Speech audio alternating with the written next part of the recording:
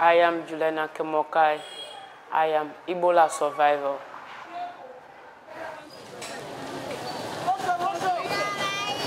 When Ebola starts in Kenema, some of we did not believe if Ebola is alive. That's why Ebola killed many of our mother, our father. My mother is the first person who died on the 19th, Saturday, 2 o'clock sharp Sunday. My son died on the 31st July, Friday. So my elder sister died on August 1st, 2 o'clock sharp. My husband died on July 19th. With my only family, me and my son left. They said that I have a Ebola. I said that no problem, I will admit. When I enter into the hospital, I don't have confidence that I will make it up. Yes. I think that I will die. I discharged 9 days before my husband died.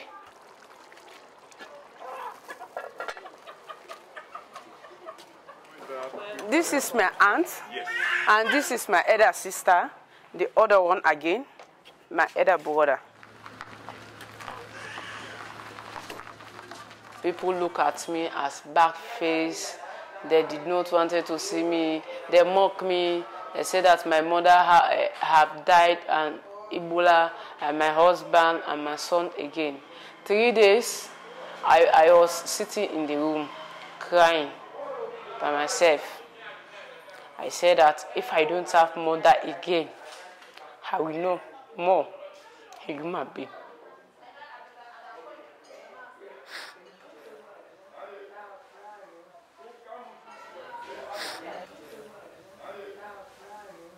I cried 3 days.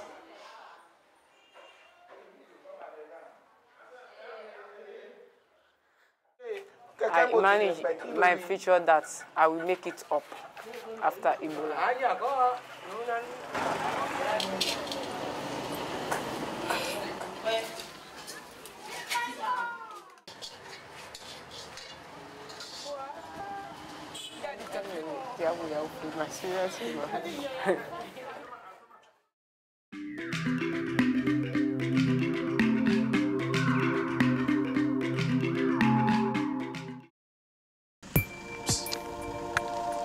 Dangarendove, a remote village about 200 kilometers south of Zimbabwe's capital, Harare, is home to Florence Muraiwa.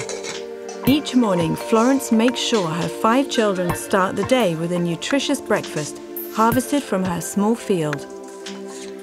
Her children are healthy and happy and doing very well at school.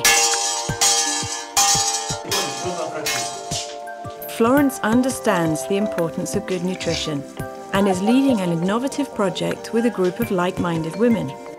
Together, they have transformed an abandoned piece of land into a lucrative vegetable garden, and they now sell their produce in nearby villages and towns, and even as far away as Harare. Florence and her group are members of a religious community. According to local traditions, these women should be responsible for taking care of their children, while their husbands make a living by selling handcrafts. But when the opportunity arose, this group of women took the initiative and embarked upon a new project. We started the garden because we didn't have drinking water. This place was just left as state land. And then we noticed there was a borehole that wasn't being used. We went to see the headman, and he sent us to the councillor for our area. We then saw the councillor, and he offered to go to Mvuma on our behalf to see the DA and find out how to proceed. The DA then provided the relevant form, giving us permission to use the land.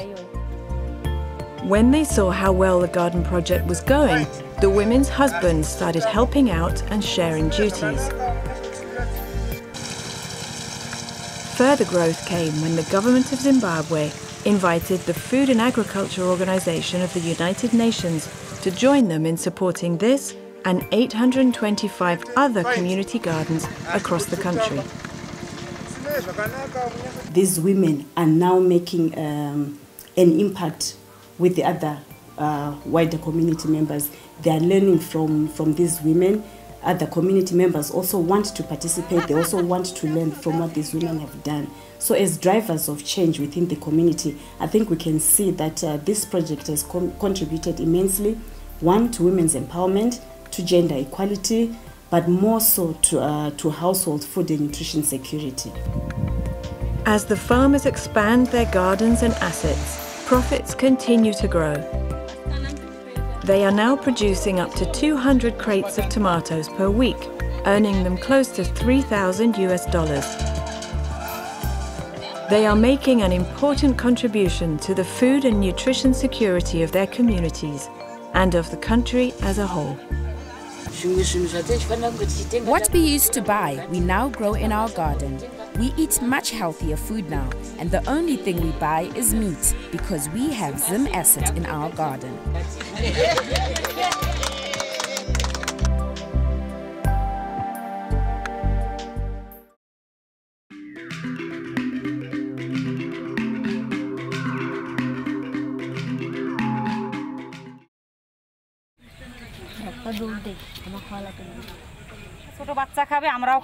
A cooking class in Bangladesh. Latifa Begum is telling women in her community about the benefits of small fish and why they should value them more. In a country where over 20 million people are estimated to be deficient in essential vitamins and minerals, these nutrient-rich fish are making a vital difference. Children in the community don't suffer from malnutrition anymore. They are stronger and generally healthier. With a grant from the International Fund for Agricultural Development, the World Fish Organization trained Latifa as part of a project to boost nutrition in the area by improving the production and consumption of these fish. Now it is her turn to teach others cooking tips as well. IFAD is putting a major emphasis on nutrition-sensitive agriculture in Bangladesh. And one item we are particularly interested in is indigenous small fish, which are extremely rich in micronutrients. The advantage of small fish is they can be eaten whole, mashed up if necessary. Packed with vitamin A, iron, zinc and calcium, they provide essential micronutrients, hard to find in a predominantly rice-based diet. Well, one of the major concerns in Bangladesh is nutrition in the first 1,000 days of life. And that's from when the woman gets pregnant until the child's second birthday. Increasing the consumption of micronutrient-rich small fish improves growth and development in children and cognition, which has an impact on school performance and work performance in later life, and thereby national development. Like many others in their village, Riyadzul and his wife Khadiza kept larger fish in their pool and were unaware of the importance of these locally found mola fish. That is, until they were trained by other farmers 2 years ago. Before, we used to wash the fish a lot and cut the heads off. Now we wash them less and eat them whole. Now they eat mola regularly, and Khadiza believes it has helped her younger daughter. I see my younger daughter is more talkative than her sister. She's more energetic and has more appetite. My elder daughter is weaker and more prone to illness. Through the project, 102 male and 155 female lead farmers were trained in sustainable cultivation techniques and nutrition education. These farmers passed on what they learned to their communities. Today, 2,000 households in the area stock mola in their ponds, together with other fish. As the fish, they can transport from one pond to another pond. So basically in a community are self-sufficient in supplying of the fish. Although the project ended in 2012, word has got around and neighbouring communities are following suit. Mozam al-Haq was impressed by his neighbours' yields, so they gave him advice and some fish to start him off. He now has a second pond and sells his catch at the market. Production in the region has tripled and consumption is up 50%. World Fish is bringing small fish cultivation to other parts of Bangladesh, and with over 4 million household ponds in the country, the potential of these little fish is huge.